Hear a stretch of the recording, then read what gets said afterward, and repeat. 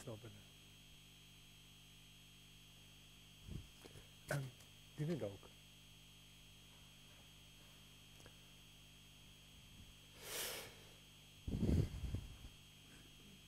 Ons het nog 'n minuut om te kuier. So, daar verby. Ons kan nou gaan. Goed, julle baie welkom vanaand by ons aandedediens. Almal wat saam op die internet luister en vanaand as jy gaste is of mense wat sommer net nuuskierig is oor wat hier by ons aan die gang is, wil ek vir jou ook sê welkom vanaand en mag jy vanaand se samekoms in die Here regtig as 'n geleentheid ervaar waar jy in jou eie geloof kan groei. So baie welkom vir elkeen van u. Yes, dit was nogal 'n besige Sondag gewees by ons gemeente. As ek dink gisteraand het ons 'n laerskool jeugaksie gehad. Wat ek nou iets gaan hoor sê, Andries kan net gou die bord kry hier onder asseblief. En vir die wat dit al gemis het vanoggend, is die laerskool besig om geld in te samel vir Zambië se Bybelplasing. En jy sal sien hierso 'n klein boksies, gooi gou vir enetjie. Hierso 'n klein boksies, vierhoekie boksies waarop staan die Bybel. En hierso sal van daardie tyd daar agter beskikbaar wees en die gedagte is dat jy 'n geldjie insit en dit weer terugsit in hierdie swart boks wat ook daar agter sal staan volgende week as jy nie kontantie het nie of EFT. En ons mikpunt is om regtig baie Bybels in Zambië te gaan plaas nou in Junie. En toe vanoggend was dit natuurlik die erediens, daar was katekisasie, daar was huisgeloof, daar was Bybel vasvra en nou is dit ons aandediens. So mag die Here ons werklik seën in dit wat ons vanaand hierso doen. Kom ons begin en ons gaan staan hiervoor is 'n lied wat ek dink baie van ons ken. Ek roem die naam. Hierdie lied was die laaste 3 weke net in my kop die hele tyd. En dit is net 'n lied wat net sê ons wil net u naam groot maak. Ons wil net sing van u. Ons wil net bly wees oor u. En dan gaan ons die seën van die Here uitspreek en dan sing ons 2 liedere na mekaar. Lied 207 vers 1, 2 en 3 en Psalm 105 vers 1, 2 en 11, die kloeteberuiming en daarna kan ons gaan sit. So ons sing, ek roem die naam, dan die seën, en dan hierdie 2 liedere na mekaar, maar ons doen dit alles staande. So kom ons staan en maak ons Here se naam groot.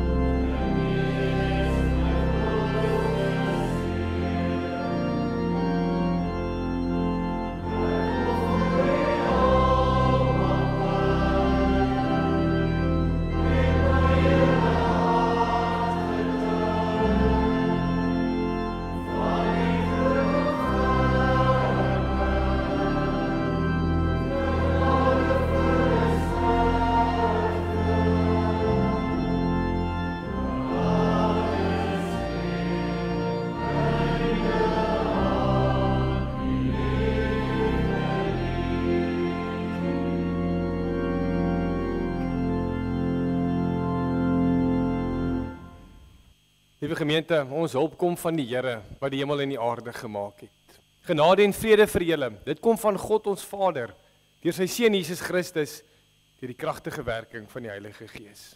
Amen.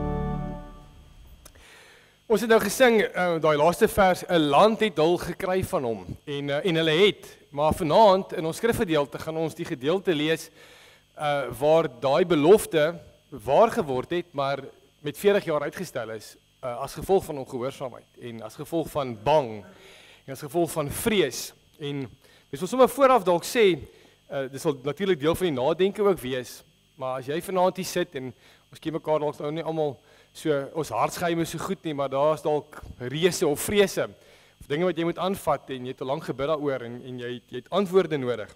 Mag vanaand se woordverkondiging regtig waar ook jou help in daai proses. So, met dit in gedagte, kom ons lees, ek gaan vir ons eers bid, en dan gaan ons saam lees Numeri 13, vanaf vers 26, maar kom ons bid net eers saam. Hemelse Vader, U is die een wat die hele skrif vir ons gegee het.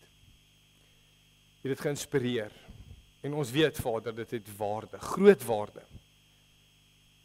om in die waarheid te onderrig, dwaling te bestry, verkeerdhede reg te stel en 'n regte lewenswyse te kweek, sodat die man of vrou wat in diens van God staan, volkome toegerus sal wees vir elke goeie werk. En Vader, dis ons gebed vanaand, dat as ons ook hier saam lees, as ons die woord oopmaak, dat U wat die woord vir ons gegee het, wat die Heilige Gees in ons ingestort het, dat U dit ook vir ons sal waarmaak en sal oopmaak en sal oopbreek en sal toepas in elkeen van ons se lewe. Ons bid dit in die naam van Jesus Christus alleen. Amen. Gemeente, ons tema vanaand is 'n Caleb gesindheid oor reëse en vrese. En ons lees vanaf vers 26 tot en met vers 14, hoofstuk 14 vers 9 en dan net so laaste 2 verse aan die einde van daai hoofstuk. Die verkenners het toe by Moses en Aaron en die hele vergadering van die Israeliete by Kades in die Paranwoestyn aangekom. Daar het hulle aan Moses en aan die hele vergadering verslag gedoen en vir hulle die vrugte van die land gewys.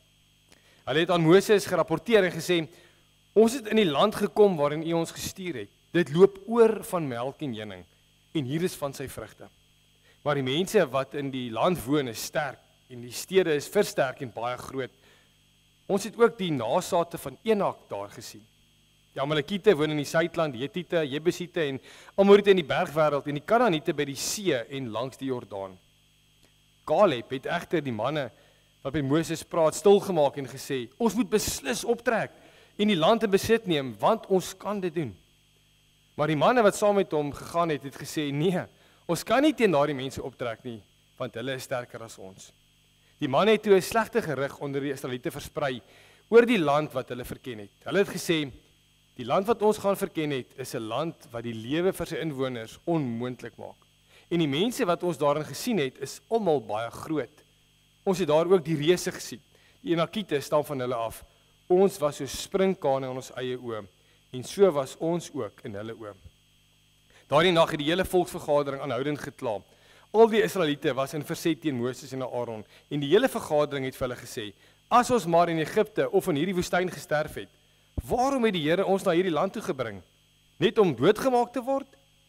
Ons vrouens en kinders sal kruisgevangenes word. Is dit nie vir ons beter om na Egipte toe terug te gaan nie?" Hulle het toe vir mekaar gesê: "Kom ons kies 'n leier en gaan terug Egipte toe." Moses en Aaron het toe voor die hele vergadering van die Israeliete wat daar staan, wat daar saam was, op hulle knieë geval. Ook het Joshua, seun van Nun, en Caleb, seun van Jefune, manne wat saam die land verken het, hulle klere geskeur en vir die hele vergadering Israeliete gesê: "Die land wat ons gaan verken het, is 'n buitengewone goeie land. As die Here ons goedgesind is, sal hy ons na hierdie land toe bring en dit aan ons gee. 'n Land wat oorloop van melk en honing. Julle moet net nie teen die Here in opstand kom nie. Moet ook nie vir die mense van daai land bang wees nie, want ons sal hulle maklik verslaan. Hulle gode sal hulle nie kan beskerm nie. Die Here is by ons. Moenie vir hulle bang wees nie."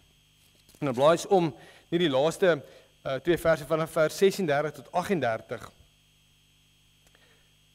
Die manne vir wie Moses gestuur het om die land te verken en wat na hulle terugkoms die hele volk teen Moses in verset laat kom het, deur die slegte gerugte oor die land te versprei. Almal wat vir die slegte gerig oor die land verantwoordelik was, het gesterwe deur 'n plaag wat deur die Here gestuur is.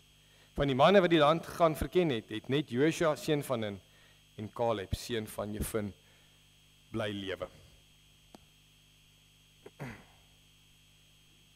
Nou, liewe gemeente, ons gaan vanaand bietjie saam kyk na hoe lyk geloof en ongeloof. Ons gaan vir jouself afvra, is jy 'n ganner? Dit is 'n nuwe woord, 'n ganner of 'n touopgooier? En hoe moet jy maak met reuse, vrese en boelies in jou lewe? En ons het dit nou saam gelees. Net so 'n bietjie agtergrond. Liewe gemeente, die Here het natuurlik baie groot wonders gedoen.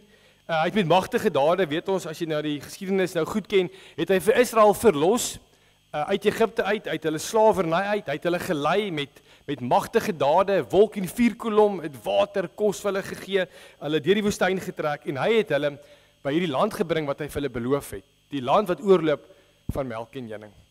En dan weet julle, hulle het toe nou 12 mense uitgestuur om oor die Jordaan te gaan.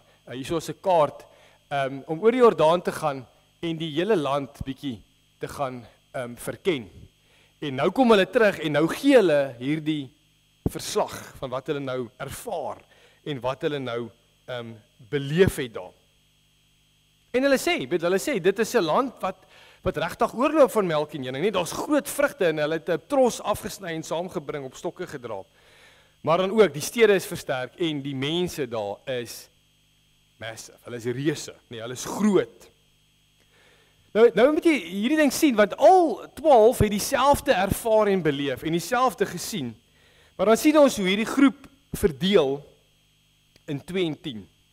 Met 2 verskillende ingesteldhede en 2 verskillende reaksies op wat hulle gesien het.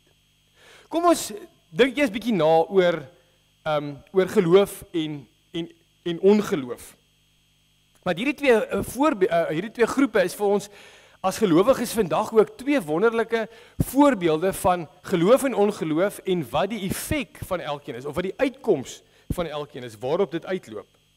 Ons sien by die 10, byvoorbeeld hierdie touopgooiers, is 'n voorbeeld van ongeloof, van bewus wees van hulle self en minder bewus van dalk wie God is. En kom ons kyk 'n bietjie na wat ons kan aflei van groep 1, die touopgooiers. Wel, hulle is bang. Dit weet ons. Die woordjie bang kom so baie voor. Hulle glo nie dat God hulle sal kan red nie. Hulle glo dat daai gode sterker is. Hulle maak nie eens melding van God nie. En ek dink hierdie is belangrik. Hulle kyk na God in die lig van hulle omstandighede. Hou dit 'n gedagte, as dit nou omdraai, as dit by groep 2 kom. Hulle kyk na God in die lig van hulle omstandighede. Hulle wil eerder teruggaan na Egipte toe, dit wat vir hulle bekend is, die goeie ou dae. Hulle vergeet wat die Here als vir hulle gedoen het, alreeds. Hulle het eintlik klaar opgegee nog voor hulle iets begin het. Bang vir die onbekende, bang vir wat voor lê. Kom baie duidelik in opstand teen die Here hierso. En hulle kyk nie na redding vir die Here nie, maar kan ons onsself red, nê? En kom ons kies vir ons 'n ander leier wat ons kan terugvat na Egipte toe. En dan daarmee saam het hierdie mense regtig waar die meerderheidsverslag gekry en die volk heeltemal oproer gehad en beangs gemaak en heeltemal opgesweep. So dit is groep 1. En as ons nou kyk wat is die gevolg daarvan? Ons het dit eintlik gelees in vers 36 tot 38. Maar groep 2, hulle is die ganners. Hulle is die ouens wat wil gaan. Hulle sê kom ons gaan die beloofde land in. En ons sien in Caleb en Joshua die voorbeeld van geloof, want hierdie groep, hulle vertrou dat die Here by hulle is. Hulle is vol geloof en vol moed. Hulle sê ons kan dit doen met die krag wat die Here vir ons gee. Hulle maak melding van die Here, nê. Hulle onthou wat die Here vir hulle gedoen het. Hulle maak melding, maar kyk wat het die Here alles vir ons gedoen. Hulle kyk na hulle omstandighede in die lig van wie God is. Hulle kyk na hulle omstandighede in die lig van wie God is. Laat nie toe dat die meerderheidssiening hulle verander nie, word nie saamgesleep deur die samelewing of die kultuur of die meerderheid nie. Hulle vertrou dat die Here hulle sal red. En dan sien ons eintlik, dit is eintlik tragies, want die uiteinde vir groep 1, die touopgooiers, was dat almal van hulle dood is.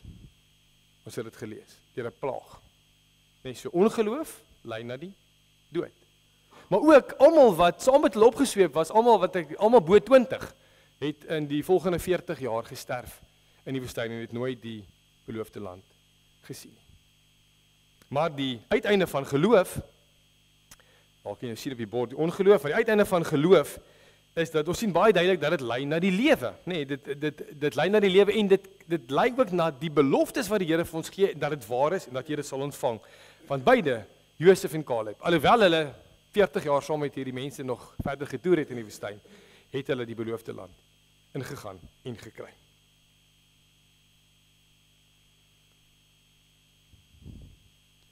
So wat het hulle gedoen? Hulle het nooit toegelaat dat die reëse van die land, die versterkte stede, die geraas en geblaas van hierdie ander 10 en die meerderheid van die volk wat opgesweep is, ooit hulle fokus van God afhaal nie. Hulle was gehoorsaam aan die Here. En selfs in Caleb se ou dag vertel die Bybel vir ons dat Caleb nog topfiks was. Want hy het nog daar op die einde, in sy hoë ouderdom, het hy nog die volk ingeneem waar hy die beloofde land, of die stukkie grond wat hy gekry het nie. En ons lees dit, vers 24 sê dit vir ons, omdat my dienaar Caleb 'n ander gesindheid gehad het en my getrou gevolg het, sal hy die land kry. En hy het. En op sy ouderdom, nog daai tyd, 40 jaar later, of 50 jaar later, ek is nie seker hoeveel nie, het hy dit wel gedoen. Goed, dis die reëse, dis die versterkte stede. Dit is die fisiese dinge wat ons lees van die Ou Testament en wat daar gebeur het. Maar gelowiges, ons gaan nou sommer 'n wye sprong maak, want hierdie is so realiteit vir die volk gewees, nee, dat hulle bang is en dat hierdie reëse altyd 'n bedreiging vir hulle was. Maar ek en jy wat in 2025 leef, het ook dinge wat die mensdom eintlik nog altyd bang gemaak het, wat ons nog altyd verpletter het en nog altyd wou doodgemaak het. En dit was eintlik 'n groter probleem as die eintlike reëse, die Enakiete wat daar gebly het en die versterkte stede. En dit is natuurlik dit wat tussen ons en God kom staan het. Nee, van die begin af, en ons sien net hoe sonde wat tussen ons en God kom staan het, deur die mens gewerk het nog altyd, en ons sien dit in die ongeloof van hierdie van Israel wat beheer wil neem. Kom ons kies vir ons eie leier, kom ons gaan nie terug, ons verlang terug na die ou dae, die goeie ou dae.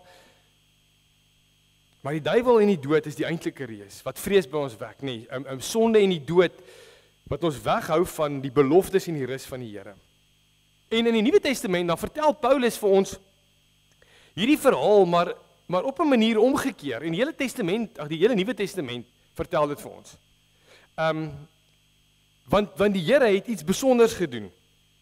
En ons gaan nou 'n bietjie verder kyk na die reëse. Ons moet net hierdie noem, want as hierdie genoem is, dan dit is die platform vir ons om verder te kyk na hoe ons dan moet leef in hierdie lewe. So hou net vas.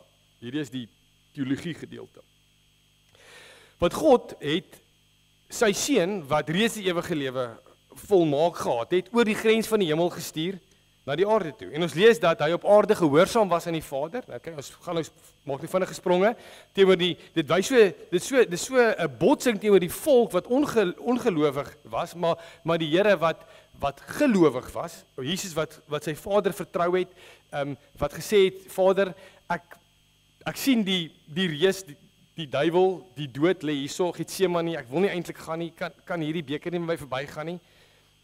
Maar dan tog die geloof het, nee, tog die moed het, tog het God hom gesê, maar jy gaan nie deurkom, nee. Al het hy sy rug op hom gedraai. En dit het gebeur. En ons weet dat die Here Jesus en Paulus verklaar dit vir ons in Romeine 8 dat die Here Jesus deur sy opstanding, deur sy dood en opstanding het hy die eintlike reus wat vrees en bewing en wat ons skei van God se beloftes het hy oorwin deur die dood en die opstanding. En nou weet ons dat, en dit is hoe geloof werk, dat hy wat met die mond bely en in die hart glo, sal gered word. So dit wat gebeur in Caleb se dae en wat ons sien van geloof en ongeloof is ook waar vir my en jou, want die hele Bybel is vol daarvan. Ons weet dit, geloof, nee, ons het dit vanoggend ook weer eintlik mooi gehoor met die ark, nee, die wat in die ark is, van hout, is gered, en die wat vasgehou het aan Jesus Christus se kruising en opstanding is gered. So geloof lei na die lewe, ongeloof lei na die dood. So as jy bang is vir die toekoms en nie glo dat God by jou is nie en jouself wil red, dan gaan dit maar sukkel gaan. En ek het sommer 'n bietjie gedink ook waar ons mense vandag en net soos wat die volk gesê het, maar kom ons skryf vir ons se eie leier. Kom ons gaan terug na Egipte toe. Ons wil eerder in vrees lewe. Ons sien nie kans vir die toekoms nie. Ons sien nie kans om uit ons gemaksone van hierdie kant van die Jordaan na daai kant van die Jordaan toe te gaan nie. Het ons ook maar dinge wat ons in ongeloof baie keer aan vashou. En ek noem 'n paar dinge vir jou. Om vas te hou aan die verlede. Of geld, of mag, of status, of wettiese gebruike, of oorgelewerde gebruike van die voorgeslagte. As mens dit daaraan vashou en nie aan die Here Jesus vashou alleen nie, dan is ongeloof die ding, en ons weet ongeloof loop uit op die dood en weg van God se beloftes, maar geloof loop uit op die lewe en jy is in besit van God se beloftes. Dit is ons troos, nê? En ons kan vanaand sê, daai duiwel, daai reus, daai ding wat ons weghou het van God se eintlike beloftes. En die volk het nou hierso vasgekyk in hierdie reuse, maar eintlik was die groter probleem sonde en wat ons weghou het van die Here af. En dit is so groot en mooi metafoor wat in die Nuwe Testament uitspeel en wat nou in my en jou lewe uitspeel. Is vir ons so groot troos wat ons weet dat ons is nou verlos van die gevolg van sonde. Ons wat in Christus is. Okay, ons is verlos van die gevolg van sonde en die gevolg van sonde is die dood. Maar ons is nog nie verlos van die teenwoordigheid daarvan nie. En dit is waar my en jou struggle baie keer inkom.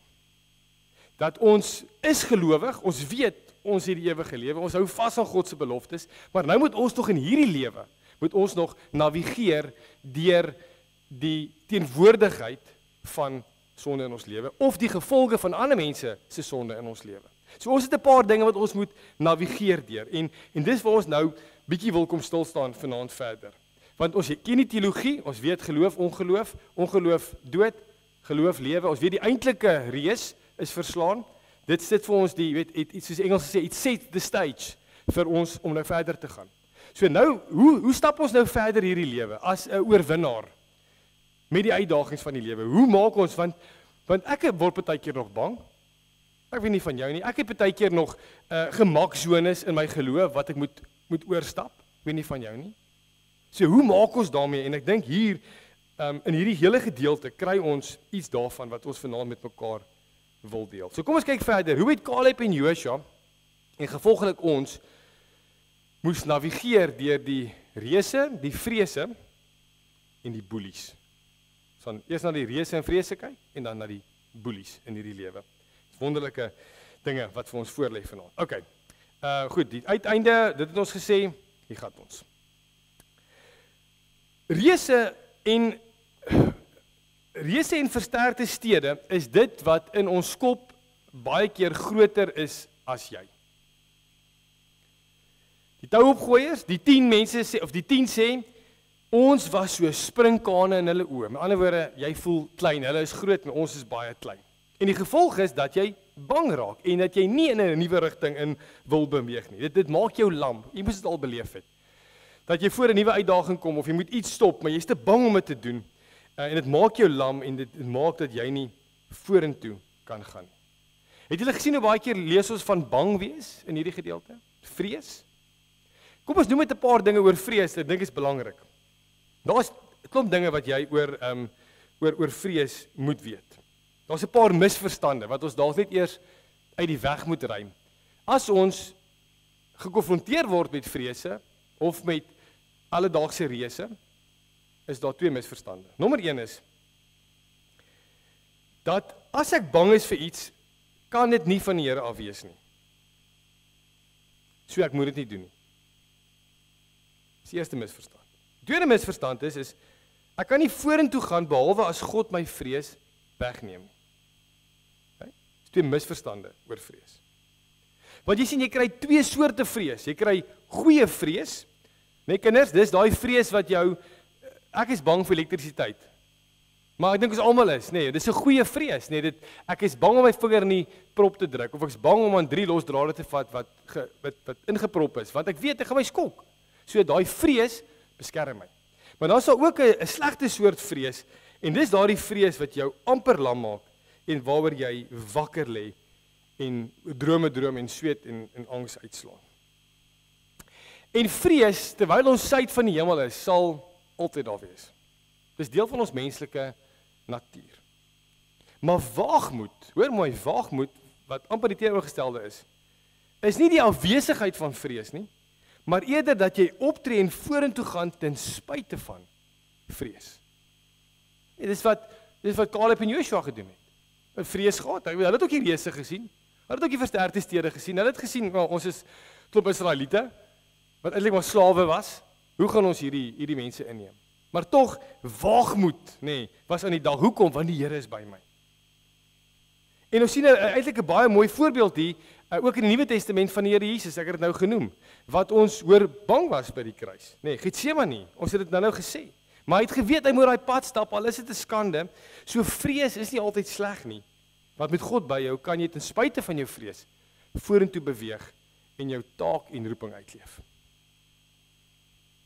So ek weet nie waar jy is in jou lewe en met sekere uitdagings op die oomblik in jou lewe nie, maar soms voel die toekoms te groot en ons voel so klein vir 'n groot toekoms.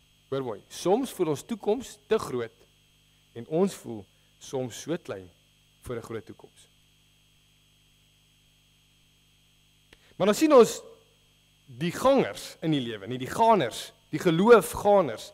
Se houding is, ons vat die toekoms. Hoekom vat ons die toekoms? Ons vat die toekoms want die Here is reeds daar in die toekoms waar ek nog moet kom. As ek iets persoonliks kan sê, dit is seker een van die goeie vir my in die lewe die meeste troos wanneer ek met 'n vreesding gekonfronteer word. Is om te weet dat omdat die Here almagtig is, alwetend is, oral is hy daar wat ek oor vrees. Hy is reeds daar in die toekoms waar ek nog moet kom. En dit maak die pad om oor daai drempel te gaan vir wat ook al my uitdaging is, net soveel makliker want ek weet maar die Here is klaar daar. Want sy belofte is, ek is met jou al die dae tot die volëinding van die wêreld. Nee, so daai is 'n geweldige groot troos. Nee, die Here sê hou alles in sy hand. Ek bely dit. God het sy gees, ons gaan nou Pinkster in. Hy het sy gees vir ons gegee. En sy gees is juist die een wat vrede en kalmte en in ons bewerkstellig en vir ons die pad wys en die uitkoms wys. Al vat dit baie keer lank. Net dink maar aan Joshua en Caleb. Belofte is daar. God is met ons. Hy gaan dit vir ons gee 40 jaar later. Ek's nou 41. Dis nog 'n lang tyd. Nee, dis nie so lankie. Maar is die belofte, Romeine 8. En ek dink dis waar Paulus dit so raak vat, nê. Is dat die feit dat die eintlike reus oorwin is, maak dat ons nie 'n gees van vrees ooit hoef te hê nie. In Romeine 8 sê dit, die gees wat aan julle gegee is, maak julle nie tot slawe nie, slawe van vrees nie, slawe van sonde nie, nee, en laat julle nie weer in vrees lewe nie, nee, julle het God, die gees ontvang, wat julle tot kinders van God maak, en wat ons tot God laat roep, Abba, dit beteken Vader. So reëse en vrese, is nie iets wat gaan weggaan, ewe skielik as jy gelowige word nie, is nie iets wat weggaan as jy ewe skielik 'n reus word nie, maar die wete dat God se gees by my is, en dat God daar is waar ek nog moet kom, en dat God se beloftes waar is, en dat ek hom glo en vertrou, maak dat ek met waagmoed kan vorentoe gaan, ten spyte van die vrese en die reëse. Mense sal oplet dat, as jy nou Joshua en Caleb vat, dan nou hierdie 2 en die 10, nou hier is Joshua en Caleb, en hier is die 10, en dan sien ons eintlik dat Joshua en Caleb word eintlik geboelie deur die 10. Weet, hulle is besig om hierdie verslag te gee, besig om te sê, luister, die prentjie lyk nie goed nie, hierdie kan sê hulle, nee, kom ons doen dit, en dan boelie hulle eintlik van 'n kant af, en sweep die mense op. Hier is 'n paar dinge wat ons vir mekaar moet uitwys. Dit is dat Caleb en Joshua het vasgehou in God se beloftes. Hulle wil vorentoe gaan en die beloofde land in besit neem. God se beloftes is vas en waar. En hulle is bereid om hulle gemaksone uit te klim in die onbekende en die reëse te gaan aanvat. Maar nou moet hulle eers met hierdie boelies te doen kry, voordat hulle oor die grens kan gaan. En ek dink jy moes dit al beleef het in jou lewe. Ek het dit verseker al beleef.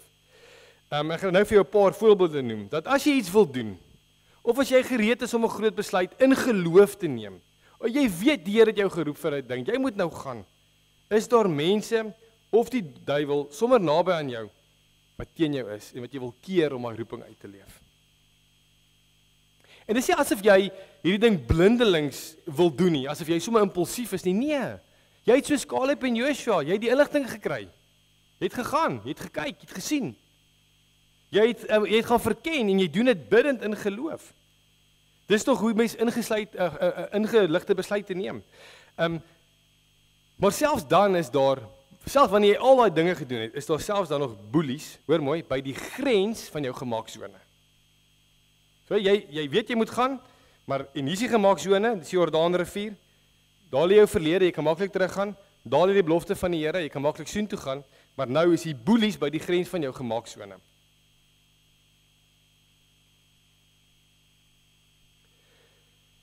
En daar's 'n boek wat geskryf is deur Bruce Wilkinson, The Dream Giver. En hy help ons om boelies net so, hy's 'n dominee, pastoor.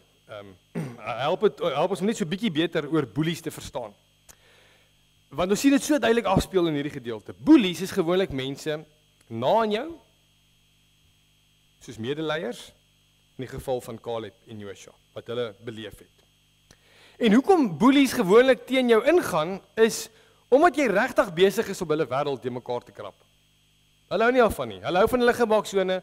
Hulle wil eintlik teruggaan hoe dit is en hoe dit was.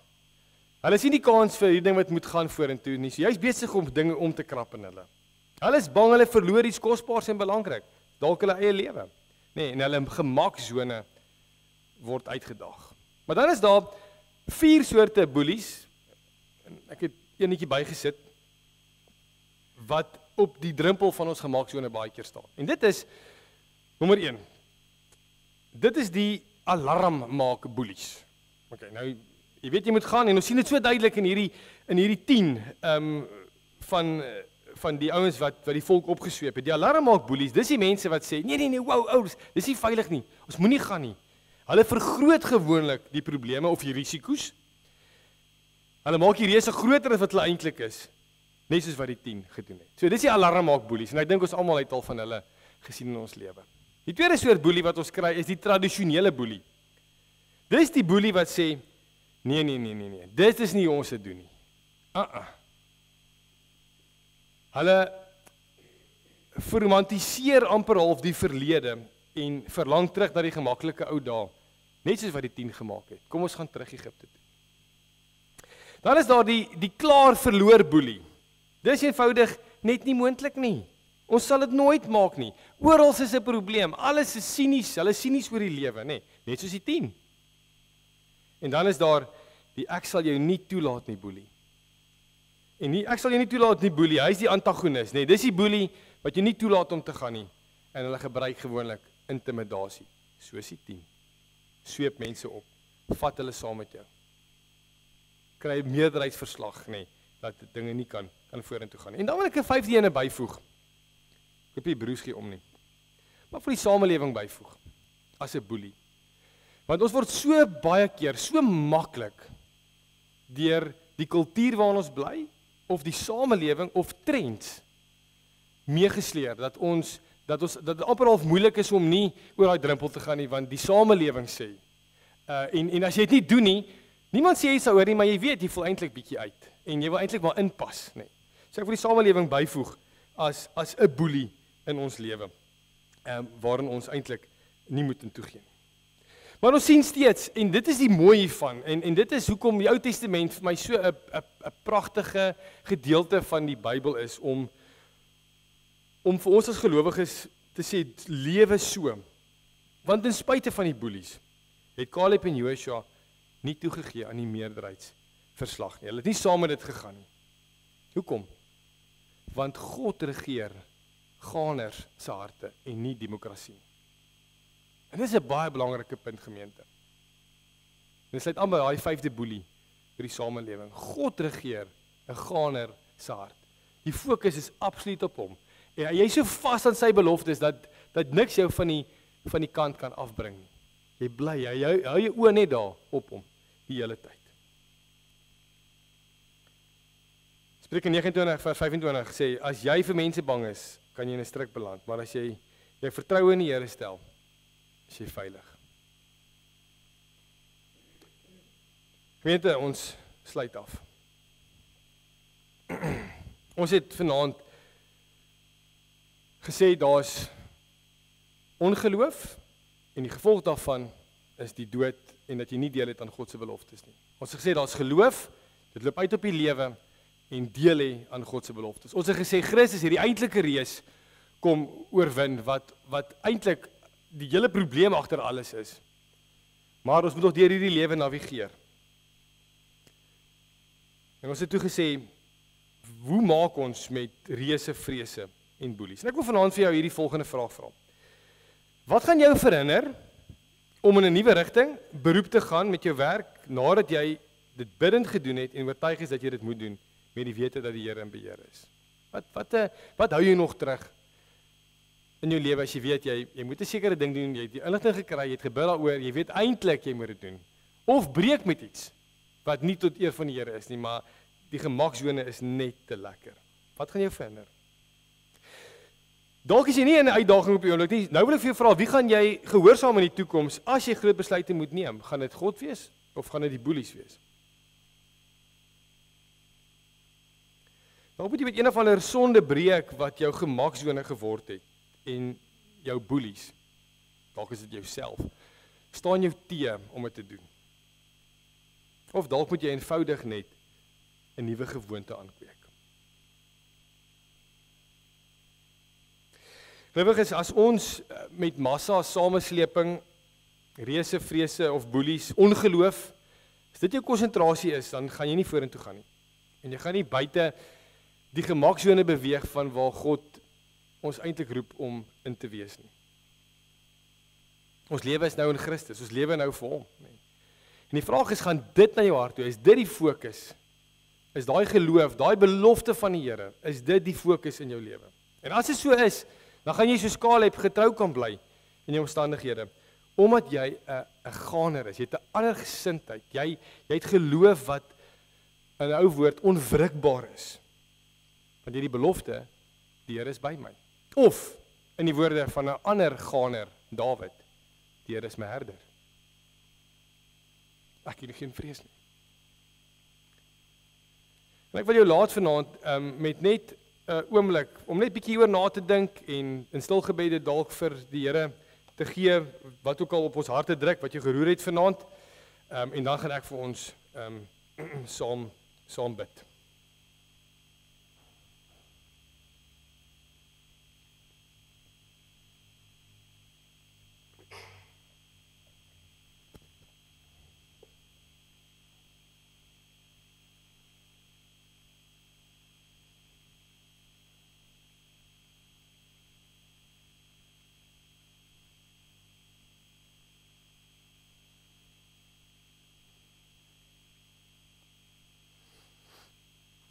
Voor ons saam bid. Ons het die gewoonte hier in ons gemeente om sonnaande net geleentheid te gee vir iemand wat dalk iets wil sê, wat dalk 'n bydrae wil lewer of enige getuienis wil hê dalk op dit wat ons vanaand oor gepreek het. Is daar dalk iemand wat net iets wil sê, 'n bydrae wil lewer?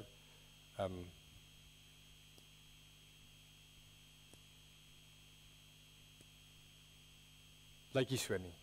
Nie vanaand nie. Wonderlik. My vrou sê hulle is te bang.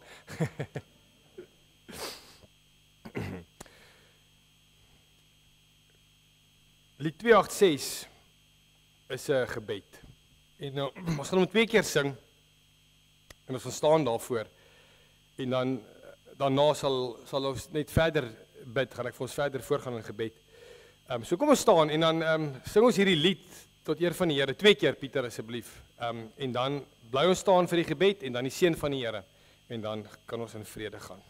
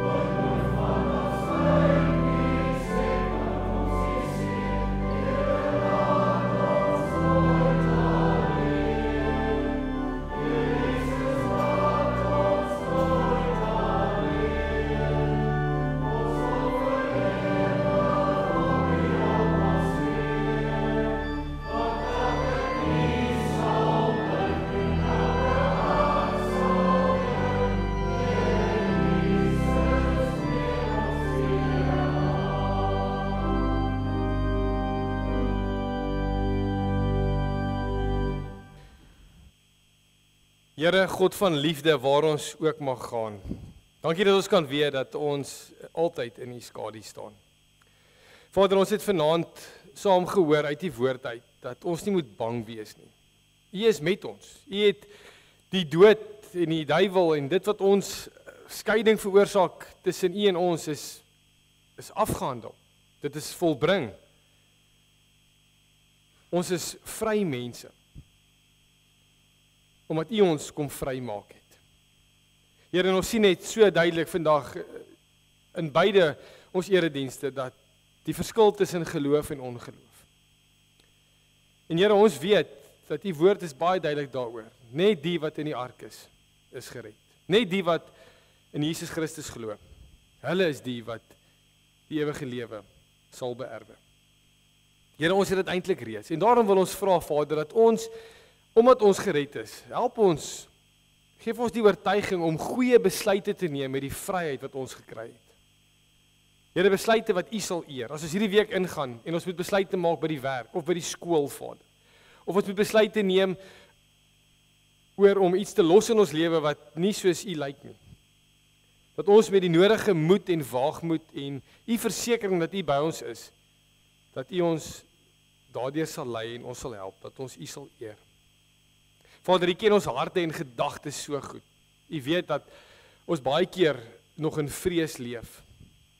Dalk is daar dinge wat ons moet besluit oor, of ons dinge wat ons moet los, of ons weet ons moet 'n geloofstap neem, maar ons is so bang, ons is so gemaklik geraak, en ag Vader, wil U ons asseblief die geloof gee, om altyd aan U vas te hou, en te weet dat ons toekoms, ons hede, ons verlede is in U hande. U is daar waar ons nog moet kom, en mag dit vir ons soveel troos gee. Hier ons dink aan soveel gelowiges reg oor die wêreld wat in vrees leef op die oomblik, vrees dat polisie hulle sal vang omdat hulle gelowiges is, vrees dat iemand hulle gaan vang omdat hulle U loof en prys, of omdat hulle 'n kerkie bou, of omdat hulle 'n kerk plant of stig. Mense wat regtig vervolg word. Vader, daar's soveel vrees, en mag daai mense weet dat ook aan die kant die dood is die beloofde land, is die ewige lewe, dat selfs die dood ons nie in die grond sal laat bly lê nie. Maar U vat ons aan die hand en U trek ons deur die dood na U toe. Ons bid daarom vir gelowiges reg oor die wêreld, Vader, dat die kerk U bruid, Vader, dat sy sal mooi word deur haar goeie dade wat sy doen. Dat ons vir U alleen sal lewe, omdat U ons Here is, omdat U ons verlosser is. Daar's niemand soos U nie. En daarom het ons vanaand, net met hierdie lied ook in ons hart, Vader, deur te sê, Here, daar's niemand soos U nie. Al die aanbidding, al die eer kom U toe, en Vader, word verheerlik deur ons lewe. In die naam van Jesus Christus bid ons dit. Amen. Gemeente, ontvang die seën van die Here en gaan met daai seën hierdie week in ook, en moenie bang wees nie. Die genade van ons Here Jesus Christus, die liefde van God en die gemeenskap van die Heilige Gees sal met julle elkeen wees en bly.